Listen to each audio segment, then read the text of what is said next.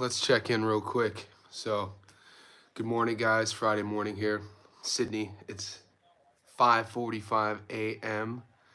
I'm just rewatching the Japanese card. Man, even those crack streams, living here in Sydney, I couldn't figure them out, so I couldn't watch these fights live. And it was Thursday night last night, so I had to do boyfriend duty and I go to dinner with my girl. She's sleeping in the back room, so I'm trying to keep it low. But dude, let's let everyone check in first. Jesus. I told you guys a couple things. I'm done domestic level gambling. That's it. I'm done. I'm done domestic level fighters. The Araneta fight, we'll address the elephant in the room first. But yeah, I went heavy on the Araneta Norma Jr. We know what happened to Araneta. And he dropped him early. I was like, all right, it's looking good. But in my parlay, I gave it to you guys. We called it perfectly.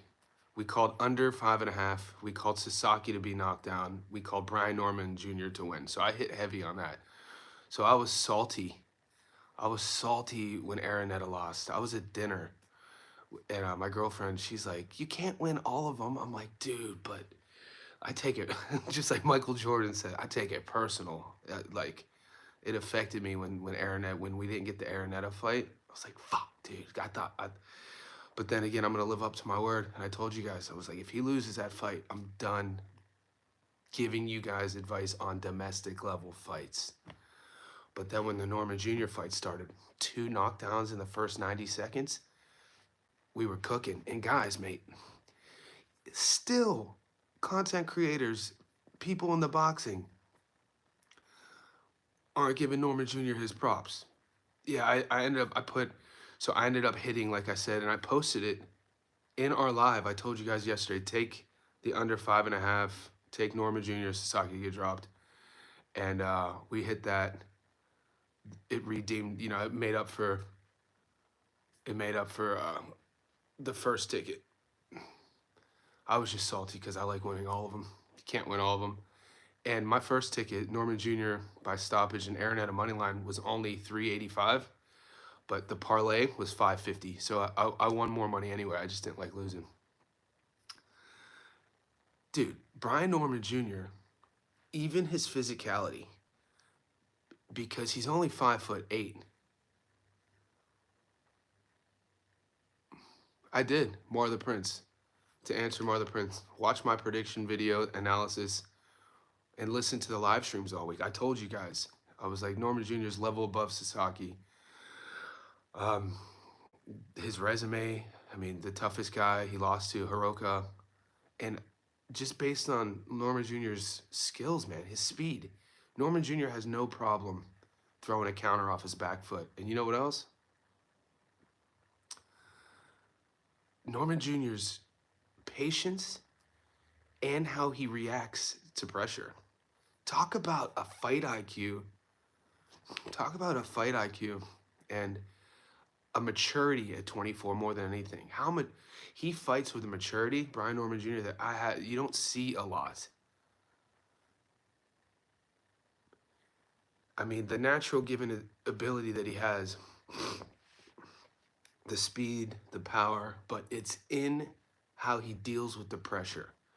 And I told you, Sasaki, one-dimensional, throwing bombs, not changing tempos and speed on his punches. Everything looks the same. And in the first 30 seconds, he throws that looping hook without setting it up, and Norman Jr. catches him here and drops him. So go to your box rec right now. Look at the 147 division. If he wants to, he could stay at 47 and just clean up. I mean, how quick are we going to see Rohan Polanco develop? And the thing is, guys, this modern era, he's 24 with 28 pro fights. He doesn't run. He's a slugger. He's a good counter boxer. He has speed. He's mean. And like I said, he carries himself professionally. Watch him give interviews. Watch how he goes about his business. All these little things tell me it's like a throwback fighter. You could see in his game little glimpses of like old school fighters, how he throws his hooks. You know, my favorite thing about Norman Jr. is how he handles the pressure when not the pressure of the main event. I mean the pressure in the fight. When Sasaki's just pressing for it and he's just calm and he doesn't rush his work.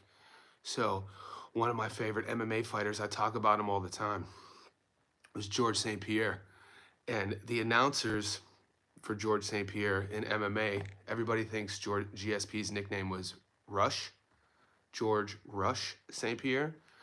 But if you go to YouTube, they actually called him No Rush. And there's a whole documentary on this because the thing about St. Pierre, he would break you down. He'd grapple you, he'd wrestle you, he'd break you. He wouldn't rush his work. George No Rush St. Pierre. It's exactly like Brian Norman Jr. Hurt him in the first and he's just methodical. Boom, boom. That left hook, man, it's so clean. But yeah, parlays for sure. We're gonna get there. I'm letting people sign in. So it looks like the majority of their body comp is muscle. Norman is dwarfed. Yeah, but people were saying, he's only about 5'8". That comes down to genetics. Look how thick Norman Jr. is up here in the torso. But it's not like a Joe Quinn Buckley build physique. You know what I'm saying? It's not. He's not overly muscular to where it doesn't look. He doesn't look like a boxer's physique. But at 147 and at 24, you could see him fighting at 54. Maybe even 60, but he's a bit, the height isn't there. He's only 5'8". All right, we'll get there in a second. PED, no, come on, mate. How dare you? PEDs, you're crazy. To even undermine a 24-year-old kid's performance and career, to say that is insane, especially when you think about his father was a pro. Norman Jr.'s been in boxing his whole life. He went pro as a teenager. His first 13 fights were in Mexico before he was 18. To even try to undermine somebody's career and say that is, to even create that narrative is insane. So I'm not going to buy into that at all. I'm a strength and conditioning coach. I played college sports, Division I grew up in gyms, both locker rooms, team sports. I grew up with guys built like him. You think he's on PEDs? Google Maurice Claret, okay? So a kid I grew up with, Mo Claret, he went to Ohio State, played running back from Youngstown, Ohio. Mo Claret was a freshman, 18 years old when we won our first national championship in Columbus in 2002 when we beat that Miami of Florida team. And we hadn't won a national title since the 60s. I knew Mo Claret when he was in 7th grade. So when Mo Claret was in 7th grade, we were in 9th grade. And we used to play basketball at the YMCA, downtown Youngstown. I first met Mo Claret because I've told this story before on a podcast. At the YMCA in Youngstown, you have the adult gym and you have the lower gym. The lower gym is like where we played, freshmen in high school, sophomores in high school. The adult gym where the adults, they'd have the adult run. We played for a couple hours. We'd play every night. We go up to the adult gym after we're done to try to watch the pickup games. And there's this dude, coast to coast, banging, like dunking, shirt off, jacked. And we're like, who is that? They're like, that's Reese. We're like, Reese, how old is he? They're like 7th grade. So what I'm saying is, genetically, some dudes just got it. Brian Norman Jr. has good genetics. Comes from a boxing background. His pops was a boxer. Not a world champion level. But my point is Norman Jr. grew up around the game. Yeah, you're not going to get away with a comment like that, though, on my page. Tank said the one thing that gave Brian the warp nose. I wonder if that's true or not. And like I said, also, other than Norman Jr.'s, how he carries himself, he keeps leveling up, guys. Little bit by little bit, keeps leveling up. Norman Sr. thinks Jin was on something. So we do got parlays going into this weekend. We could get into that in a second. I mean, if anyone has your phone handy, look at 147. Who is at 147? People are trying to say Giasov. I don't know, man. Could you imagine? You know what I want to see? I want to see Norman Jr. welcome some of the guys a little bit older than him, some of these American fighters who are bragging about coming to 147. I want to see him welcome some of those guys. Could you imagine Norman Jr., any of those guys? Haney, Norman Jr. versus Garcia, Norman Jr. Versus Teo. No one's saying his name. A lot of questions coming in. Guys, wherever you are, 10 minutes in now, let's like this video. I appreciate all the support. Yeah, everyone's high on Norman Jr. now, man. I told you, I've been winning on Norman Jr. since the Santian fight, when he was the underdog.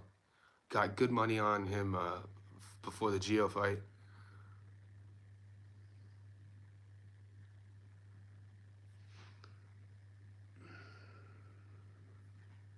And I told you on the long parlay, I told you guys not to put, well, it's always my routine. The long parlay we built, I didn't put Araneta on the long parlay. I only had Araneta on my first prop. So there's a dude that comes on my page every time I lose who tries to kind of twist the narrative. And you'll see him commenting. Yeah, Tucker Simpson. We're going to get into it in a second.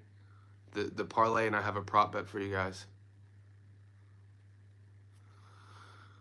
I got Tucker too. It's a question, everything by John. It's a question I'm asking everyone. What's next for Norman? He's a champ. We know that Boots, he's going to 54. I mean, what's the WBA going to do? Is the WBA going to elevate Raleigh?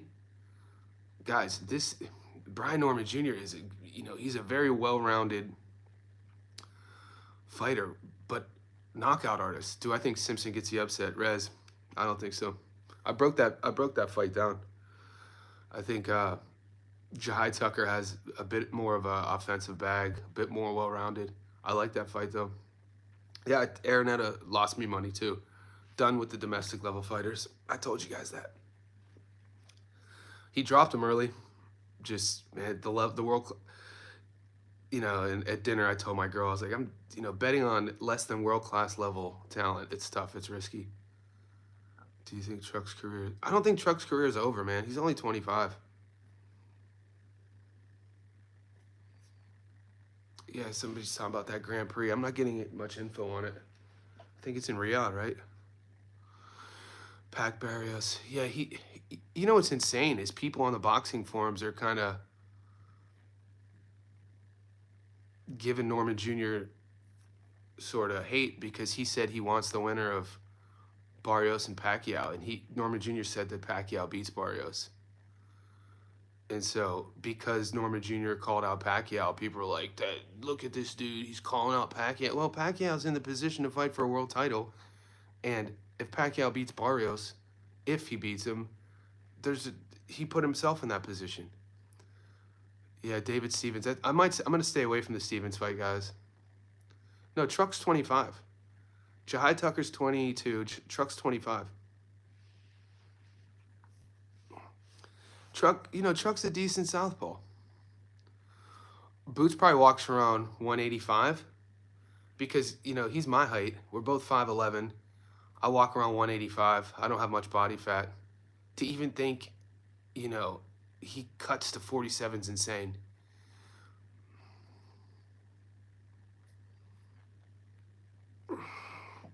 Yeah, I think right now my favorite thing about Brian Norman Jr. is how he's going about his business.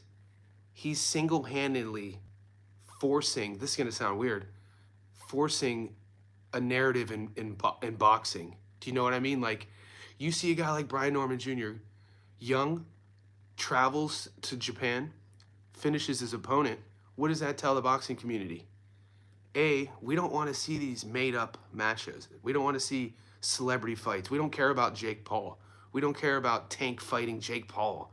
We don't care about, we care about young, up-and-coming young world champions who are professional, who are fighters, who, are going to go out on their shield like Brian Norman Jr., setting a new standard. And if the, mainstream boxing media doesn't get around that, they could keep whoever they're cheering for, because you don't personally have to like a fighter, but if you like boxing, you'd understand why it's so important how he goes about his business. Yep, good call. I agree. Abdullah Mason, same. Jai Apatai, same. This is why we love the sport. These type of guys, these type of dudes, um, and the willingness too. There's just I just can't say enough. The patience, guys. The patience he brings into that ring. You keep seeing it get better and better. He had him hurt early, knocked him down twice in 90 seconds, and was just like, you know what? I'm not going to force anything. And I told you in my breakdown, Sasaki's undoing will be his aggression. Sasaki's undoing will be not setting that jab up. I told you guys, who on here tried to tell me that Sasaki was faster than BNJ? This is insane. I got all the receipts. I saved these lives. We could go watch them. And if somebody could bring it up, I'll timestamp it, cut it up, and then call somebody out. Because we got into it midweek. Somebody was like, "You're wrong. Sasaki has more speed than Brian. Sasaki has more power." I was like, "You are out of your goddamn mind. You just don't. You're not watching the right sort of setups." Yeah.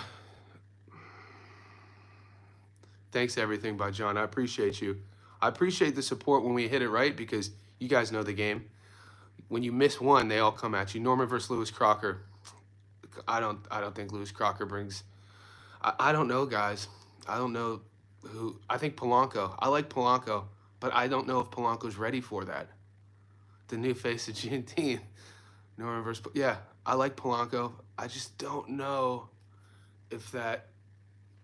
If he's ready for him. The next video. Mac, are you talking about my next analysis or my next live stream?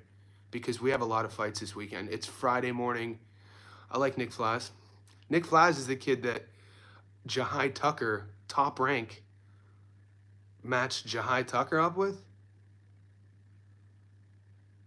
early when Jahai was 20 and Flaz beat him. I like Flaz. Yeah, moving, you're right. I'm done doing domestic fights.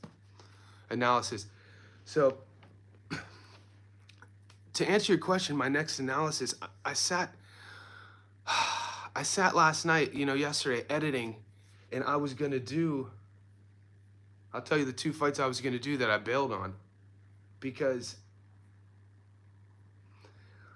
I'm getting to the point where the live streams are and where my analysis and breakdown prediction videos are. I think there's more value. I'd have to get feedback from you guys, but I'm not finding great value if I break down like a Vito Melnicki main event. He's a big favorite. It's a feeder fight. Melnicki's gonna win. You know what I mean? He's $1.07. He's fighting versus Gardzalek. It's like those breakdown videos take me about 2 to 2.5 hours of my time. So if I couldn't see any other fights this weekend. I did the Brian Norman Jr. fight. I did the Jahai Tucker fight. I did the Galalia 5 fight. But Callum Walsh, Vito Melnicki, I don't know if I couldn't find a reason to do those fights. But if you want me to do a matchup, because it's my Friday now, you have to let me know. And if I have time, I'll get to it. Other than that, I'm going to do the compilation of Galalia 5 and Jahai, and then I'm going to do more live streams. You have a take on that fight? Yeah, Kamakov Stevens. I'm staying away from that fight, both of those fights, Mr. P. I'll give you. Okay. I'm not telling you to take it. Okay, go. That's a good idea. It's a good idea. Because as I've been doing these lives for a month, I'm realizing they're really efficient for my time and bang for the buck. I get to connect with you guys. I'm not going to ever stop doing my analysis videos, but I think those are a different product. You know what I'm saying? Especially when I'm thinking about the value. Because look, if we break down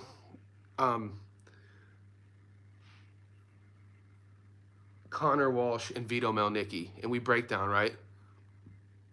You guys are just going to say, when I do the prediction, he was a huge favorite. Anyone could have predicted that, of course. But when we're doing fights like some people said there was a 50-50 fight, Sasaki and Norman, I find a lot of value personally when I break those down, even if I lose. So that was my point. So I'm not a finished product. So I'm still figuring things out. Callum Walsh, yeah. To answer your question, let me get to whoever asked about. Are you covering the draw for Tucker Simpson? I already featured that. It's on my channel. I don't covering the draw or the fight. Go to my fight prediction playlist. I uploaded Jahai Tucker versus Simpson. I got to answer your question. Connor Walker, David Stevens. Okay, guys, David Stevens is fighting Peter Komikov. I mean, it's close to a 50-50 fight. Stevens has a few losses. People think he's chinny. Is that? Yeah, I do have UFC picks. I got another. This is my first live today. Guys, this first one, was built around going over our wins and losses last night in Tokyo. You know, I was wrong with Araneta, but, I mean, I predicted the round, predicted the knockdowns, and predicted the stoppage, and bet on it, and I gave you guys that ticket. I posted the ticket, and I gave it to you. We did it together. Norman Jr. to win under 6 rounds, Norman Jr. to knock down Sasaki, Norman Jr. to win by knockout. I hit huge on that. I told you guys to bet on that. We all hit huge on that. So the video, my intent with this video is focusing on that. I'm going live again in a few hours to talk about my UFC parlay, my other long parlay I gave you guys yesterday that didn't have Araneta on it. I told you guys, moving forward, if you want to make a note of this, whenever you see me do my analysis uploads, so this week we had Norman Jr. upload, we had Jahai Tucker upload, we had Galoya Fai upload. Every week, those uploads I don't put on my long parlay. So in my head, so you guys know, those are usually my prop bets, those are main events, those are short parlays. The long parlay are these domestic fights that we just kind of piece together. So I already gave it to you yesterday, but we'll go over it again. We'll go over it again in my next live stream. And I'll tell you who I got. So here's who I got. Yeah, Peter was an Olympian and a UFC fighter. I don't know if I want Topuria Oliveira next week. I know. I like Topuria in that fight. I told you, I could go in further detail. I like Ilya in that fight. There's a lot of good MMA fights, UFC fights this weekend, but you guys got to be careful because it's one of those international cards. There's going to be a lot of names that the mainstream won't recognize in the UFC. Less than 14 hours and you helped me turn 40. Tyrell, don't see comments like that. I love. Umar Zanvikov on your long parlay. I'm going to do my... I just got that fight, GOAT. So wherever you guys are, we're 22 minutes in. We're floating between 50 and 80 people on this live stream. Could you just like this video for me? Also, if you listen to my parlay and you won money, help the channel out in any way you can. Appreciate it. So you're telling me on your... Somebody just said they had Norman Jr. by TKO. I'm betting on the Friday night fights. All right,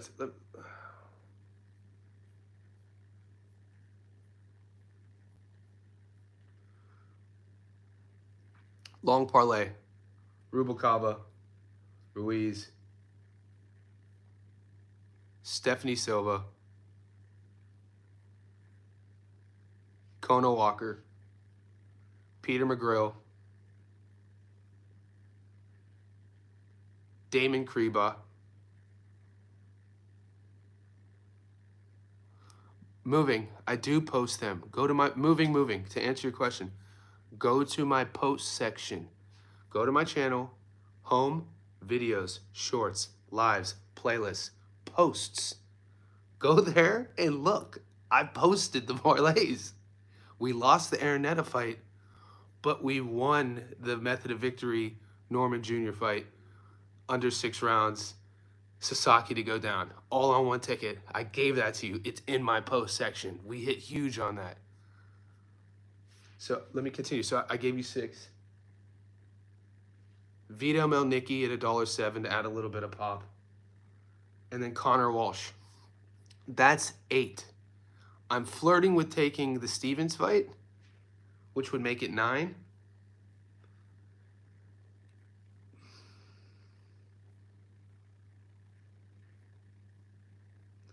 Yeah, and then if you want, you can add Galoya 5 if you want.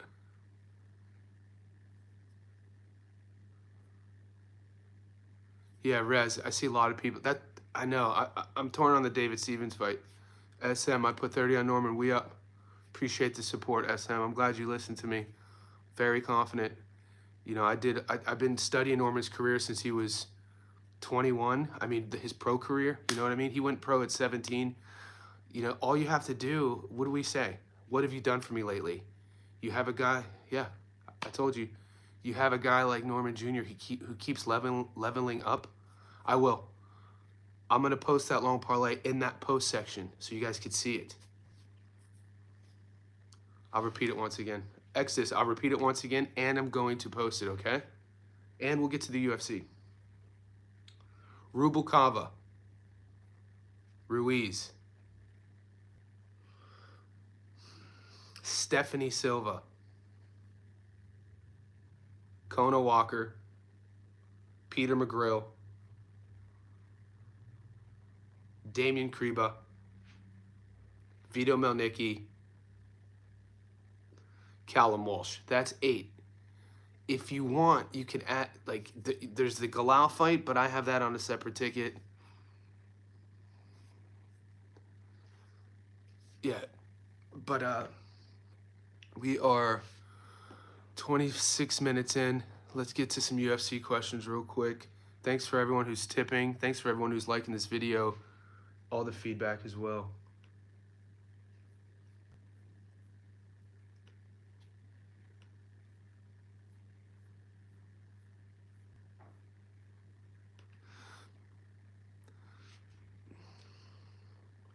And for Polanco versus Norman should be next. I think so. I don't know. Like, there's a lot to like about Rohan Polanco. I just don't know, man. It's hard for me to envision. I have to sit with it to see who matches up with Norman, because some of the people are speaking Giasov, but what I saw in Giasov, even though he won his last fight, I don't think he has anything for Norman Jr. But people are high on him. We'll see. Time will tell. Guys, remember when you're betting on the UFC, right? There's a lot of parity in the UFC now. 5 years ago, I used to win a lot more money on the UFC just because based on matchups. 5 years ago, they didn't have the road to the UFC. They didn't have Dana White's Contender Series. They didn't have looking for a fight, meaning PJ, I appreciate you, bro, tipping the channel. Now you're seeing a lot of matchups, a lot of 50-50 fights, a lot of guys from Eastern Europe, a lot of grappling heavy fighters. So if you're historically a guy who picks moneyline MMA bets, I think it'd be worth kind of checking your odds on some of these fights, especially this weekend. Will the fight go the distance based on their styles? If you know your shit, if it's a grappler, there's going to be a lot of grapplers on this fight card. In terms of looking at the fight card, I don't see a lot of potential upsets. The Muhammad Naev fight versus Bogdan Grad, that's something you might be able to see an upset. PJ keeps hooking the channel up, guys. Whoever, it means so much when you guys like, tip, all that, because you know, the support, dude. It's why the channel's growing, because of you guys. Give me 2 minutes to clear this thought on the UFC. And I'm going to go over the UFC, my picks in detail on my next live stream. But as I'm looking at the card right now, I mean, there's a couple, I see one potential upset. Bogdan Grad. Bogdan Grad is a really, really good fighter. He's slight underdog against Muhammad Naev. And the UFC keeps trying to trick us into taking Nicholas Moda, because Nick Moda, you know, when he's at his best, when he's fighting like regional guys, great striker, great power, aggressive. He comes like that, sort of marauding. But they always pair him up with guys that don't match up well with him. So I always stay away from Nicholas Moda in the UFC.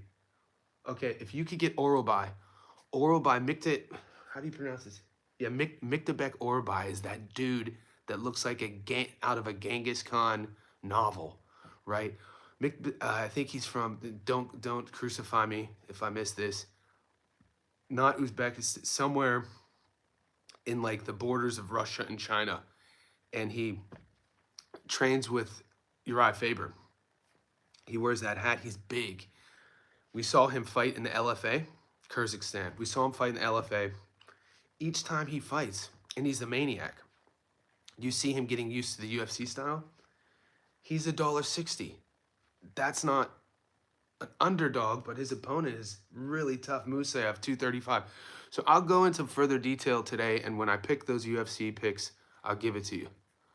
Good looks for the Norman knockout bet. I hit 250 under 6. Okay. See? Christian Vargas in the house. We're eating. Another one. Rafael Fiziev versus Boamondes. Jesus M, to answer your question, and Daniel, I'm definitely going to get to Daniel's question, but Jesus M, boxing's huge in Australia.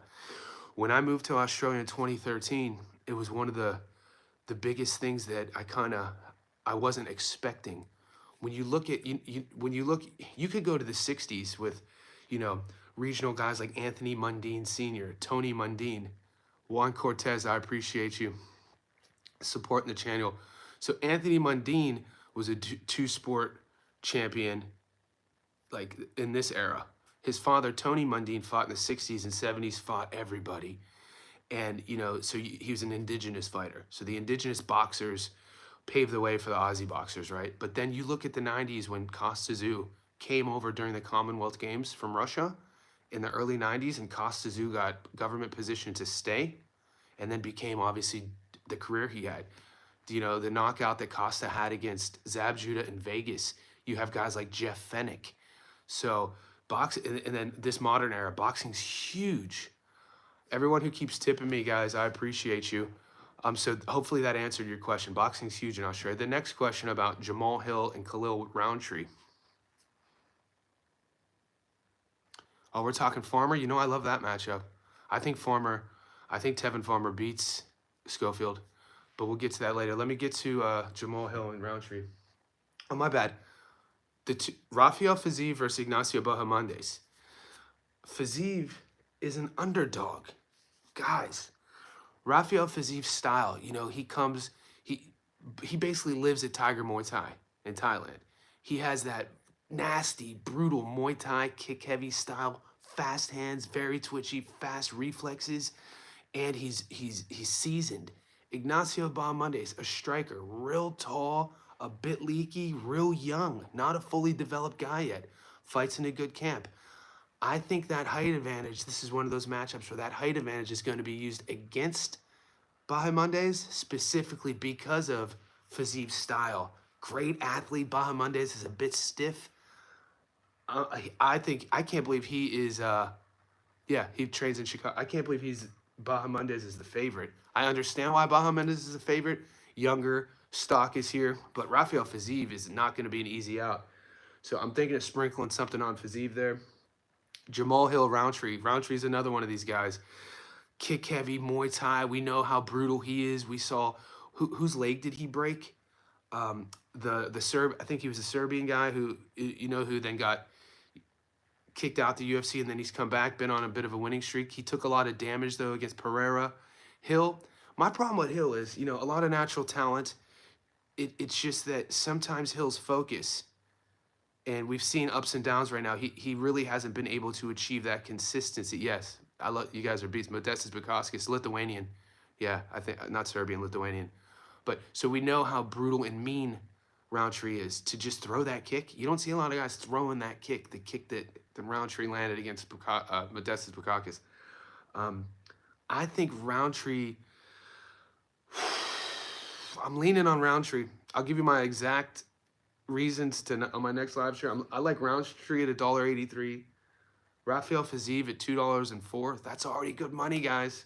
Even if you just want to watch the card in peace and wait for the last two fights, that's who I'm kind of leaning on.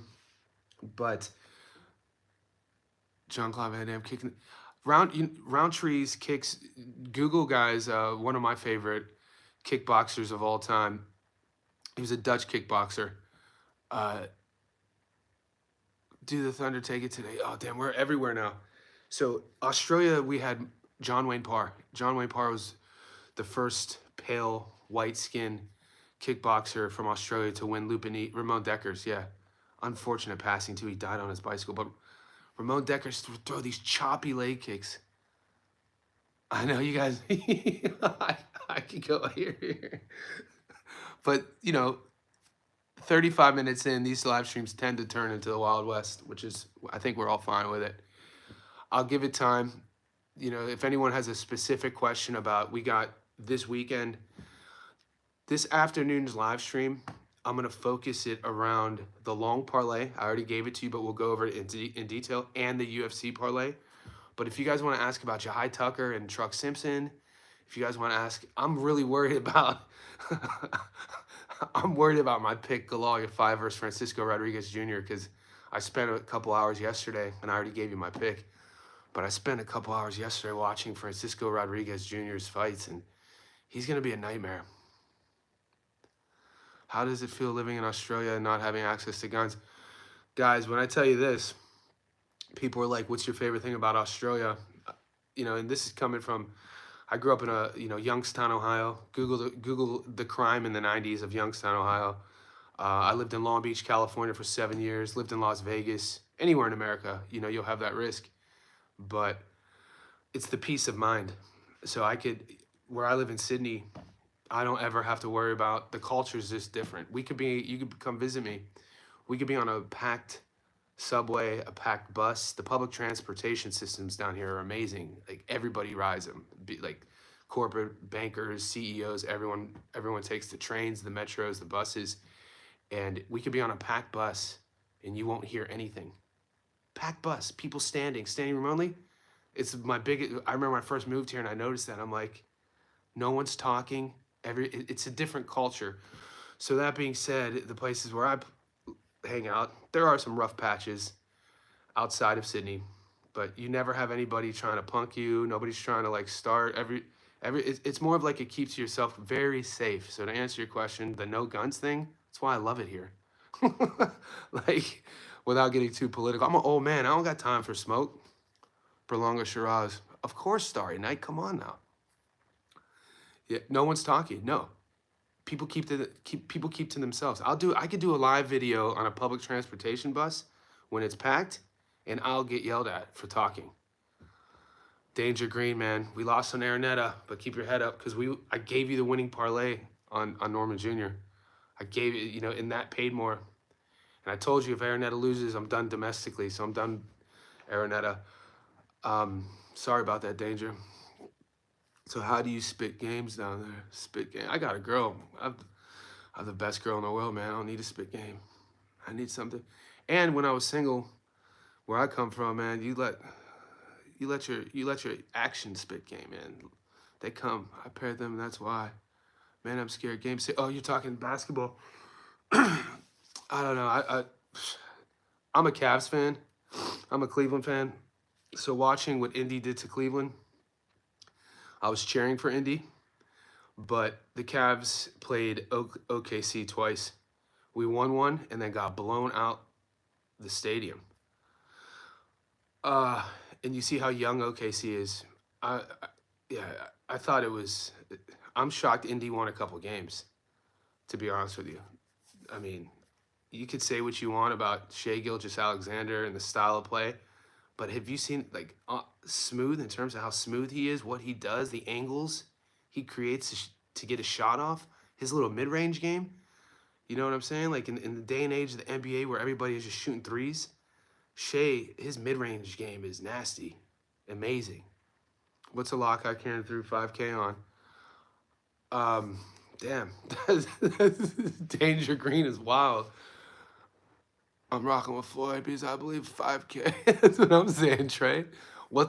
He's like, what's up, homie? What's a little lock I put a little 5K on? I want a little, what are we doing here? A little lock you can throw a 5K on? No, it's Robert. Yeah, he's gonna be up. But the thing about your fight, Tomas, is if we were taking boxing, how do I say this? If we're drawing a piece like sketches, the thing Yafai does really well, he colors within the lines. So sharp. Everything is here, and he's fast. So Rodriguez is a bit more loopier, a bit more sluggish. I'm leaning on. I took Galalia 5 based on that sharpness, the speed, being able to do what he wants. You don't need to bet if you got 5K to lose. Who are you more confident, Roundtree or Raphael? Great question, boxing fan. You order my book. Nice, man. I appreciate you. Thanks for the support. The Blackjack story. Yeah, bro, boxing fan. I'll never forget it. I'll never forget it. Who am I more confident in, Roundtree or Raphael Fiziev? God damn it. Those are both close fights based on styles. Based on styles and damage, because when you think about recent damage, recent styles, you kind of, I don't know. I'll get back to you on that one. Any knockdown bets right now? Chin up. I don't have props. My sports book for the boxing, there's a lot of big, a lot of wide gaps, not a lot of 50-50 fights. Even the David Stevens fight, a 50-50 fight, but because it's domestic, not world class, they don't give us props on these fights. You only get the option to do money line. Last night, I was only given the option to do props on the Brian Norman Jr. fight. So not even, because Araneta, not even McGrill. I think McGrill should definitely handle his opponent. Yeah, Baz. That's the card in Hollywood, the Long Beach card. And I make, we're historically, we make a lot of money in Long Beach. Starry Night, who's my favorite active fighter in boxing? What have you done for me lately? My favorite, the guy I win money on, Brian Norman Jr., I've been riding that since the Gio Santillan fight when he was an underdog.